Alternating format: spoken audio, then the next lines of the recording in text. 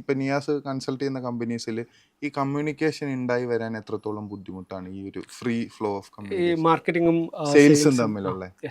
അതിലേക്ക് വരുന്നതിന് മുമ്പ് ഞാൻ ആ ബാക്കി പാർട്ടും കൂടി ജസ്റ്റ് ഒന്ന് കംപ്ലീറ്റ് ചെയ്യാം.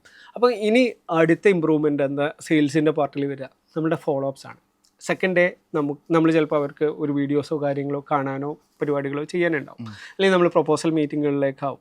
അപ്പോൾ അവരെ ഏറ്റവും ഫാസ്റ്റായി അടുത്ത സ്റ്റെപ്പുകളിലേക്ക് കൊണ്ടുപോകാനുള്ള ഡേ 2-ൽ നമുക്ക് ഫോളോ അപ്പ് ഉണ്ടോ, 3-ലുണ്ടോ, 4-ലുണ്ടോ, ഇനി അവർ ബുദ്ധിമുട്ടിക്കാണ്ട് ഒരു പീരീഡ് കഴിഞ്ഞിട്ട് നമ്മൾ അവർക്ക് പോകുന്നതാണോ, ഇനി അതെല്ലാം നമുക്ക് അവർക്ക് ഫ്രീക്വൻ്റ് ആയിട്ടുള്ള അപ്ഡേറ്റ് പോകാനുള്ള നമ്മുടെ എന്ത് മെത്തേഡ്സാണ് ഉള്ളത്. നമ്മളിപ്പോൾ ഓട്ടോമേഷൻസ് ഒക്കെ അവൈലബിൾ ആണ്. അപ്പോൾ വാട്സപ്പ് പോലുള്ള പ്ലാറ്റ്ഫോംസ് യൂസ് ചെയ്യാം. അതുപോലെ നമ്മളുടെ അപ്പോൾ ഇതുപോലെയുള്ള പോഡ്കാസ്റ്റുകൾ അവർക്ക് ഷെയർ ചെയ്ത് കൊടുക്കാം. അപ്പോൾ ഇങ്ങനെ പറയുന്ന കസ്റ്റമറെ, കാരണം എപ്പോഴും നമ്മളുടെ ഓൺലി എയിം ഹോട്ട് കസ്റ്റമേഴ്സിനെ കൺവേർട്ട് ചെയ്യലല്ല. ഹോട്ട് കസ്റ്റമേഴ്സിന് നമ്മൾ ഫോക്കസ് ചെയ്യുക, അതെന്തായാലും നമുക്ക് വന്നിട്ട് എന്താ പറയുക, അവർ നമ്മുടെ പ്രോഡക്റ്റ് വാങ്ങിക്കൊണ്ട്, കാരണം അവർക്കൊരു ഡിമാൻഡ് റിക്വയർമെൻറ്റ് ഉണ്ട്. നമ്മളെപ്പോഴാണ് ഒരു കമ്പനി രക്ഷപ്പെടുന്നത് വെച്ച് കഴിഞ്ഞാൽ when we are able to convert cold customers. Cold customers ആയിട്ടുള്ള ആൾക്കാരെ നമ്മൾ കൺവേർട്ട് ചെയ്യുന്നത്. അപ്പം ഇതിനൊരു നേർച്ചറിങ് എന്നുള്ള പറയുന്ന പ്രോസസ്സ് ഉണ്ട്.